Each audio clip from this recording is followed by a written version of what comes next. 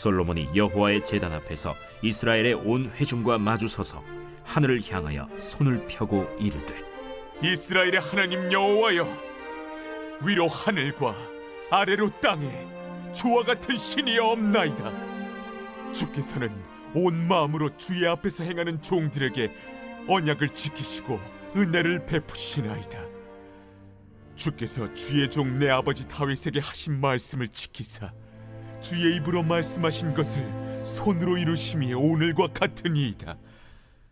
이스라엘의 하나님 여호와여, 주께서 주의 종 내 아버지 다윗에게 말씀하시기를, 내 자손이 자기 길을 삼가서 내가 내 앞에서 행한 것 같이 내 앞에서 행하기만 하면 내게서 나서 이스라엘의 왕에 앉을 사람이 내 앞에서 끊어지지 아니하리라 하셨사오니, 이제 다윗을 위하여 그 하신 말씀을 지키시옵소서. 그런즉 이스라엘의 하나님이여, 원하건대 주는 주의 종 내 아버지 다윗에게 하신 말씀이 확실하게 하옵소서. 하나님이 참으로 땅에 거하시리이까 하늘과 하늘들의 하늘이라도 주를 용납하지 못하겠거든 하물며 내가 건축한 이 성전이오리이까. 그러나 내 하나님 여호와여, 주의 종의 기도와 간구를 돌아보시며 이 종이 오늘 주 앞에서 부르짖음과 비는 기도를 들으시옵소서. 주께서 전에 말씀하시기를 내 이름이 거기 있으리라 하신 곳 이 성전을 향하여 주의 눈이 주야로 보시오며 주의 종이 이곳을 향하여 비는 기도를 들으시옵소서. 주의 종과 주의 백성 이스라엘이 이곳을 향하여 기도할 때에 주는 그 간구함을 들으시되 주께서 계신 곳 하늘에서 들으시고 들으시사 사하여 주옵소서. 샬롬, 반갑습니다. 오늘은 기도 중심의 신앙생활이란 제목으로 함께 하나님의 말씀 나누겠습니다. 22절부터 53절까지는 솔로몬의 봉헌 기도입니다. 기도의 내용은 이 성전을 향해서 또 이 성전에서 기도할 때 하나님께서 하늘에서 들으시고 은혜를 베풀어 달라는 것입니다.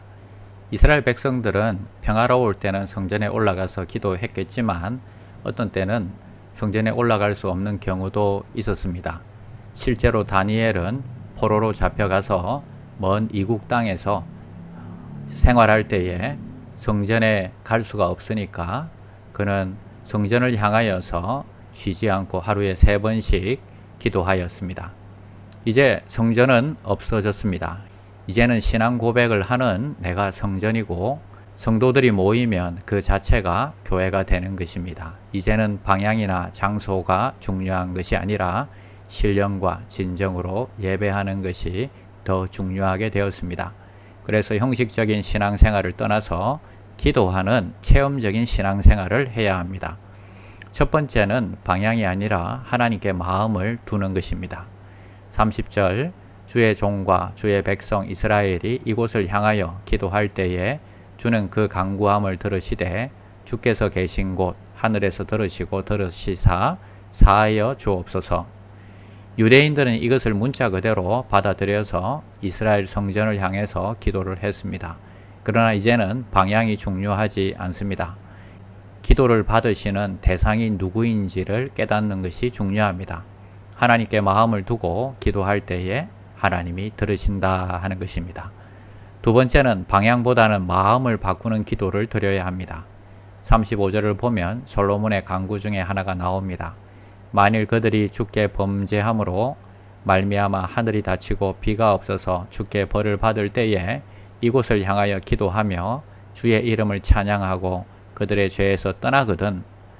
즉 범죄로 인하여 가뭄이 들고 흉년이 들 수 있습니다. 그럴 때 사람들이 성전을 향해서 기도하는 것은 자신들의 잘못을 회개하고 방향을 돌이키는 모습입니다. 아버지는 비록 탕자가 돌아와도 잘못했다고 고백하면 용서해 주십니다.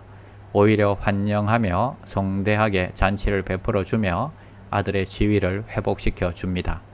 그래서 우리는 세상을 향하던 방향을 돌려서 주님을 향하고 성전을 향하는 방향으로 나아가야 합니다.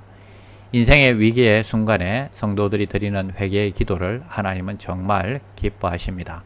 하나님을 향해서 손을 들고 기도하는 귀한 종들이 다 되시기를 바랍니다. 세 번째는 교회는 기도하는 곳입니다. 29절 주께서 주의 말씀하시기를 내 이름이 거기 있으리라 하신 곳 이 성전을 향하여 주의 눈이 주야로 보시오며 주의 종이 그곳을 향하여 비는 기도를 들으시옵소서. 하나님이 이 성전을 주야로 주목하시고 기도 소리를 들으시라고 합니다. 예수님도 내 집은 만민이 기도하는 집이라고 하셨습니다. E.M. 바운저는 기도의 심장이라는 책에서 하나님의 집에서는 기도가 주인이다 라고 말했습니다.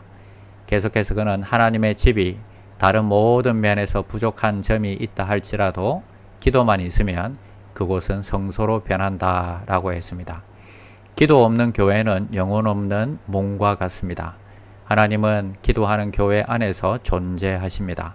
기도가 익숙하지 않은 교회에는 하나님도 낯선 객이 되고 맙니다. 교회의 생명과 능력과 영광은 곧 기도라는 것입니다.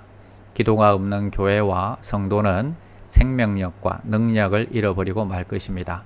기도가 없으면 건물만 남게 되는 것입니다. 오늘 금요 중보 기도에서 기도하는 모습을 하나님께서 지켜보십니다.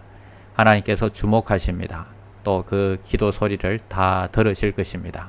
기도하는 교회, 기도하는 성도, 하나님의 은혜와 축복의 주인공들이 다 되시기를 축원합니다. 기도하겠습니다. 하나님 감사합니다. 장소보다는 기도를 받으시는 분이 누구신지 우리가 깨닫게 하여 주시옵소서. 교회는 기도하는 곳입니다. 기도하는 교회, 기도하는 성도로 세워지게 하여 주시옵소서. 오늘도 이 땅을 위해서 기도하는 용사들을 세워 주시옵소서.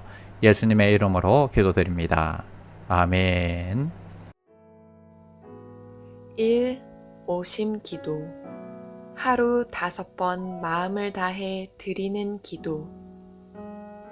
나는 죽었습니다. 제가 주인이 아니고 예수님이 저의 주인이십니다. 예수님은 십자가에서 죽으시고 부활하셨습니다. 부활하신 예수님을 가슴으로 만나서 따라가며 간증합니다. 사랑하는 가족과 함께 영광스러운 승리를 노래합니다.